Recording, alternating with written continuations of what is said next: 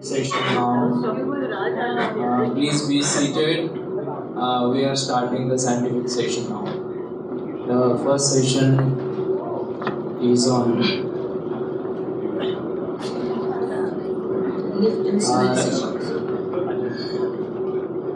lid surgery, lift and smile session.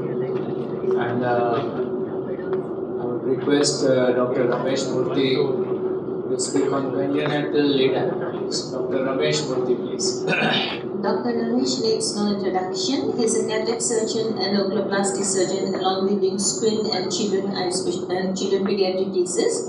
He graduated from AFMC, trained at Irvine, and had done his fellowship from L. Prasad Eye Institute, Hyderabad. He has won 37 publications and lots of talks, including international and national. 37 awards in his medical career, including 5 awards from American Academy of Ophthalmology. And the most important international awards includes the Achievement Award, the Leo Award, and the International Ophthalmologist Education Award by the American Academy of Ophthalmology. He is a review of multiple national and international journal. It's a great pleasure to have you, Ramesh, with us today. Thank you, madam, for the kind introduction, and thank you for giving me this opportunity to present here. And we have got a very wonderful conference, and it's nice to meet everybody in person. So I'll be talking about congenital lid anomalies. So dysmorphology is a field of medicine which focuses on congenital developmental abnormalities, which could be due to various causes. So when we classify the lid anomalies, the easiest way to classify is according to the developmental stage when it happened. So we could have anomalous development of lid folds between the 16 to 32 millimeter stage. We could have anomalies in differentiation of the lid margin between the 32 to 37 millimeter stage. So the separation of the lid occurs on the nasal side by the 5th month and is completed during the 6th month. And finally, we could have anomalies in differentiation of tissues. So first is anomalies of the lid folds. So this is a 2-month-old baby boy who presented with open eyes. You can see that the upper lid is fused to the upper part of the cornea, incomplete development of the eyelids. So this is a case of partial cryptophthalmos. So cryptophthalmos is a hereditary recessive disease where there is complete failure of the lid folds. So eyes can be appreciated, the globe could be present, and even retina function may persist. Sometimes you could have total cryptophthalmos, like in this case where the eye is not seen at all, and you can have the cornea which is replaced by vascularized fibrous tissue. Associations include coloboma, microphthalmos, and dermoids. A syndromic association is the Fraser syndrome, in which there is cryptophthalmos, syndactyly, and abnormal genitalia, which is extremely rare. So we can do a prenatal diagnosis by doing ultrasound, fetoscopy, high serum alpha fetoprotein. We need to do a genetic counseling in these cases because the recurrence rate in the siblings is as high as 25%. Other systemic findings could also be present, like cleft lip palate, hypertelorism, lacrimal duct defects, and renal anomalies. So in this child was very unique because this child came to us suddenly with a corneal ulcer. He had been done a taussarafate done earlier elsewhere, but it was not working. So in this case, we thought we could do something better and try something new.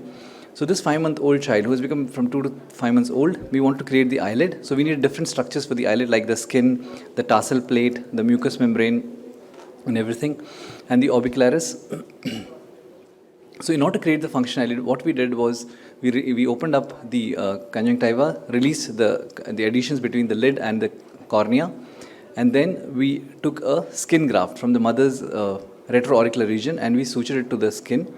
Also, we took a scleral graft and we sutured it on the inner aspect to create the tarsal plate. Took a bit of mucous membrane from the mother's mouth and again sutured it on the inner aspect of the tarsal plate so that it would not hurt the eye. And finally, also put a layer of amniotic membrane just to be on the safe side, just in case it helps in some kind of epithelial healing. So the skin graft and the tarsals were at 2 different levels. So in effect, we could have a nearly more functional lid, which was much more larger. And this was the 10th postoperative day when the lid was present, and some amount of functional movement was present in the child's eye. As you can see in the picture, this was present in the child's eye. The next step was the corneal region, corneal restoration, which is still going on. We have not found a correct solution for the corneal restoration yet, and the eye is still having perception of light. So other anomalies of the lid folds include microblephron, where there is a developmental shortening of the lids in their vertical measurement, or ablephron, that is absence of lids, which are extremely rare. This is a classic case of a coloboma of the upper lid, which is a very common thing which most of us have seen. And here what we've done a sharing of the lid. So lid colobomas as such are quite common, and they could be present on the inner half of the upper lid or on the outer half of the lower lid. Associations include dermoid, corneal opacities, and fundus coloboma. So lid reconstruction depends on the extent of the coloboma. So we could do a TENSIL, or we could do a lid sharing procedure, any of these procedures. Sometimes you have patients who have got these large eyes which are present. So these are the uriblephron. There is symmetrical enlargement of the palpebral aperture, and it is more of a cosmetic issue rather than any kind of functional issue. And sometimes you have children who present very early in life with very tiny eyes, and this is a case of blepharophimosis, which consists of ptosis, telecanthus, epicanthus inversus, and small palpebral apertures. It runs in families. So we had a family of about 30 members in one particular village, hamlet in Andhra Pradesh, who used to come and visit us in LV Prasad.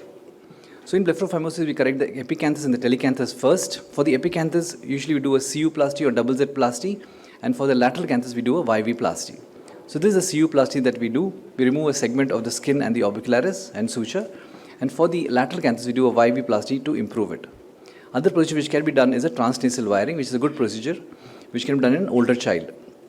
So epicanthus can be of different types. It's quite common. About 2 to 5% of people will have it. You could have epicanthus supraciliaris, which arises from the brows, epicanthus palpebralis, which arises from above the tarsal region, epicanthus tarsalis, which arises from the tarsal plate, and epicanthus inversus, which runs from the lower lid and runs upwards. And this is the one which is associated with blepharophimosis syndrome. Epiblephron is a condition in which there is a fold of skin which is running across the upper or the lower lid, and this could be associated with inferior oblique insufficiency. Some developmental anomalies of caruncle and plica could also be there, like hypoplasia or hyperplasia, acanthoschisis, that is a cleavage of the caruncle in two, or a supernumerary caruncle. Now let's talk about anomalies of the lid margin. So congenital entropion is a condition in which the lid is turned inside. The problem is the lashes are always going to rub the eye, and in congenital entropion, surgery is definitely needed. Tarsal king syndrome could also be present, in which there is a small notch in the upper lid when you invert the tarsals, and this has to be released to cure this condition. Congenital ectropion could be present, secondary to microphthalmos or biophthalmos or orbitopalpebral cyst, and this can be corrected by a lateral tarsal strip. Other anomalies of the lid margin include total eversion of the upper lids or dystopia canthorum, that is lateral displacement of the inner canthi with lateral displacement of the puncta. Ankyloblephron, we occasionally see these cases where there is the lids which are fused at the outer canthus, and there could be pseudostrabismus. And you may have occasionally come across this case of ankyloblephron filiformi adnatum, in which there is a thin strand which is connecting the two lids, and the parents usually come when the child is a couple of days old, and we want to just excise it to release this lid folds. Anomalies of lashes could also be present, like hypotrichosis madarosis, hypertrichosis, that is increased length or number of lashes, trichomegaly, that is increased length of the cilia, or polytrichia, that is increased number of lashes. Sometimes we have ectopic cilia, we have cilium inversum, that is the lash grows inwards away from the lid margin. Pili torti, that is the lashes are fragile, short, scanty, and emerge at unusual angles. Monilethrics, that is the hair assumes a beaded appearance. Now finally, the third group, that is the anomalies of differentiation. So one could have hypoplasia of tarsus, hypoplasia of lower lid, or hypertrophy of the lower lid.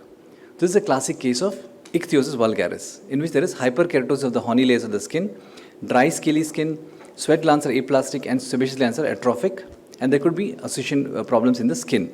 So this can be treated by using retinoid creams, or if extreme need is there, we can do a surgery with a skin graft. Erythroderma could also be present where there is erythematous and hyperkeratotic skin. Congenital anhidrosis and congenital hyperhidrosis are anomalies of the sweat glands. Congenital pigmentary anomalies of the lids will include hyperpigmentation and leukoderma. Congenital anomalies of mobility of the lids would include congenital retraction of the upper lid, ptosis, and of course congenital paralysis of the orbicularis. And developmental tumors, one word about them is dermoids and phacomatous choristomas, which could be present. Hemangiomas are quite common in the lids, which we see very frequently. Could be capillary generally, and this is what we see on the lids, which resolve with either local or with steroids or with propranolol. Thank you for your attention.